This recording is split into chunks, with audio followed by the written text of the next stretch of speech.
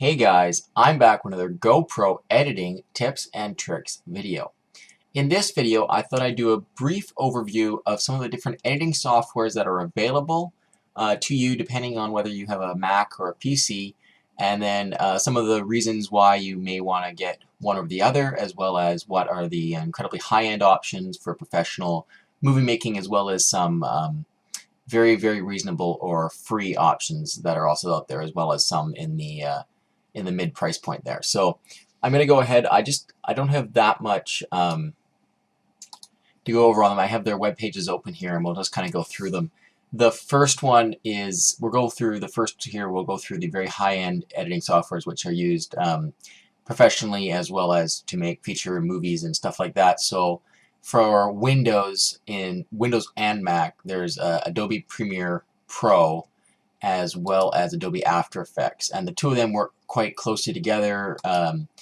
Premiere Pro is more used for combining video clips, and then After Effects is the software that's used to put effects onto the video clips themselves. So if you want to change lighting or add things into the video clips, that's what After Effects is used for. So this is from Adobe, and it runs on both Mac and PC, and it's quite an expensive solution. I believe that they have switched over now to only being on an online subscription base. So I think it's $50 per month, and that gets you access to all of the Adobe products. So just to give you, that's kind of the cost point for this. It used to be about $5,000 for a Adobe suite of their professional products. From Apple, if you have a Mac and you want to do something that's actually a very high-end software and it's incredibly easy to use, I have not, or not incredibly easy to use, it's a professional software from Apple, and it's a great software. I edit on PC, so I have no experience using it, but I do know that it's a direct competitor with Premiere Pro and lots of other high-end softwares, and it's the Final Cut Pro, and it only runs on Mac. So if you have a Mac, it's a great option. I believe it's about $299, so it's nearly as expensive as Premiere, and Premiere Pro and After Effects, but it has basically the same power behind it. So if you have a Mac, and you want to do something a little bit more professional, and you're willing to drop about $300 on a product, check out Final Cut Pro. They do have a free trial for it, so if you want to just kind of see what you're getting yourself into with it, check that out. One thing, guys, that's kind of interesting is the higher end your software is, the steeper and the harder it is to learn to use. So using a product like Premiere Pro and After Effects, they're not very user-friendly. It will take you quite a long time and a lot of online tutorials and stuff to figure out how to use them and do anything with them.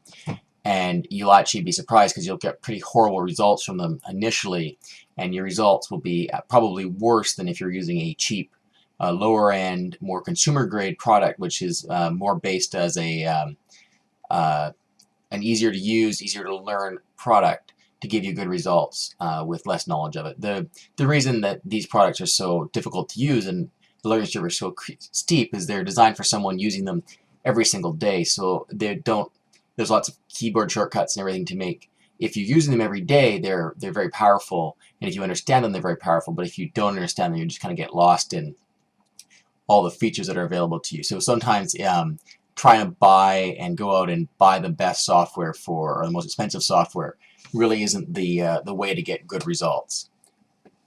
About this same level, we have not quite as a popular an option, but there's Vegas Pro. This is from Sony. It's Vegas Pro 12 right now, but they go, I don't know what they're on. It's about $600, you can see here. This seems to be a popular alternative to Premiere Pro and Final Cut Pro. Now, I would say that people don't use this as much, and it's seen as a slightly lower level product than Premiere Pro or After Effects, or Premiere Pro or Final Cut Pro. That said, from what I understand, that learning to use Sony Vegas Pro is quite a bit easier than learning to use Premiere Pro or Final Cut Pro. So that's a kind of another option you can check out. I would just go to their websites, look at them. Lots of these products have free trials. I think all three of what we've seen so far have free trials available for them, and I would go ahead and download those and check them out and see which one you like and how they function and if you can even understand how to use them. We're going to now move into the slightly lower end. These are products that are around $100, the $100 price point. So if you want to get a little bit more serious with your video editing, these can be a good option, but you don't want to make that huge investment to like a $1,000 product.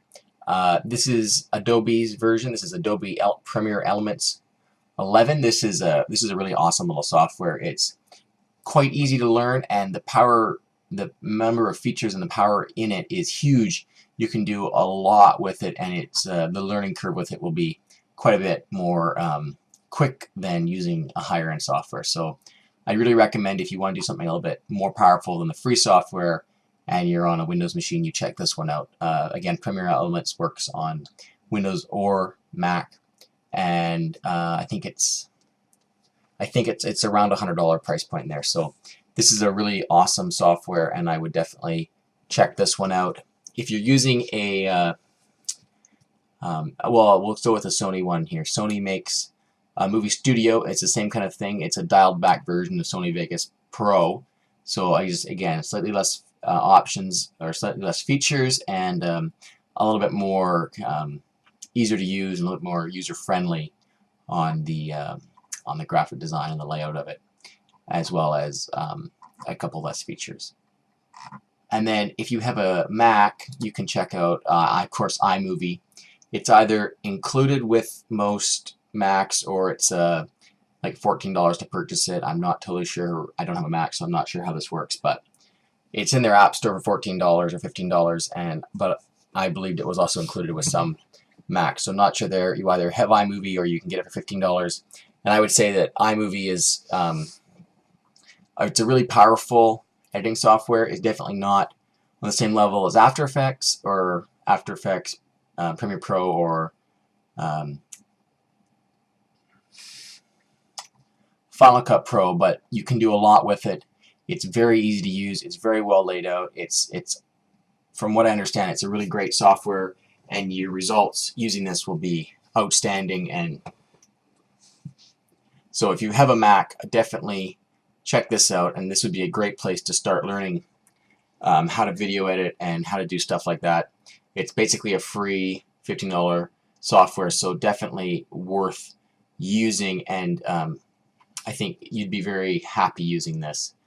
If you have a PC, you can't use iMovie, of course, so you've got to use the Windows version of it, and that's Windows Movie Maker. Now, Windows Movie Maker used to be included on their when you install Windows, depending on what level you have. Now, it still exists, however, it has to be downloaded, so a quick search for Windows Movie Maker will send you to their downloads page, where you can simply download it and install it, and it's completely free. It works on your Windows machine, and they've really upgraded it in the last couple of years. So if you used it a couple of years back and you're disappointed with how it works, try it again. They've made improvements, and it's actually a genuinely useful editing software that you can actually do stuff with, and you can get decent results using it. If you are on a Windows machine and you're not happy with Windows Movie Maker, I would definitely check out Premiere Elements for about $100 and upgrade to that. But if you just want to make some simple movies and just play around with some editing, you can check out Windows Movie Maker as like a very useful free option that does have enough power to get you through pretty much anything you want to do. So guys, to recap, there's video editing softwares on all different levels. You can use anything from the very most expensive feature loaded Adobe Premiere Pro and Final Cut Pro and things like that, or you can use the free software that came with your Mac or is available for your PC.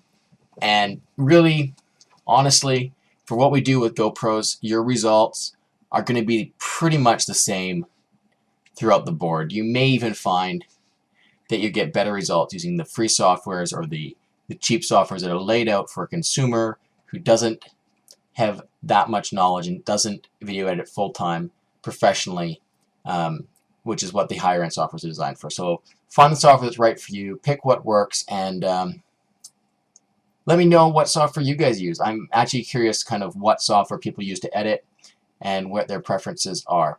Until next time, guys, thanks for watching. This is another GoPro tips and tricks video. If you've enjoyed it, make sure you check out my channel and subscribe.